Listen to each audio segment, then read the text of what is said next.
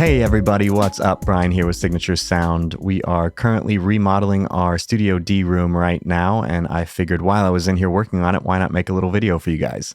So today I'm just going to show you my personal settings that I love to use on the camera I use most in the studio, which is the Blackmagic Pocket Cinema 4K. I'll be going over the very basic settings on the camera and how to get started out if you don't really know anything about video. Alright guys, so today we are just going to cover the most basic functions of the camera, starting in the upper left here with our frames per second. I always have this set to 23.98. 24 frames per second is the most natural motion blur that our own eyes see, so that's what I have it set to.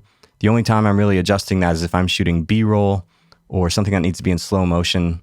Right now I have the camera in 4K, so the highest I can go is 60 frames per second, so that's what I'm going to go to if I'm shooting B-roll. Next up we have our shutter angle. I prefer the shutter angle system over shutter speed, so I'm always going to have that set to 180 degrees unless I'm doing something creative and need to adjust that. Next up is our aperture, which today I have at 4.0 because I have a talk show set and I need more things to be in focus.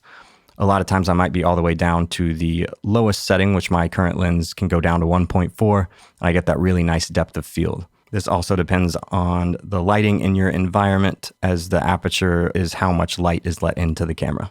Next up, we have our time code. You don't really need to worry about that. After that, we have our ISO. The Blackmagic Pocket Cinema 4K camera has a dual native ISO of 400 or 3200. I always have this set to 400. White balance depends on what your lighting is set at. My studio lights are set to 3200, so I have it set at 3200. You can adjust that to whatever your lights are set at. Last but not least, we have tint, which you can add a warmer or cooler look depending on what you're going for. I typically have this at 0, but I might drop down to -10 or go up to +10.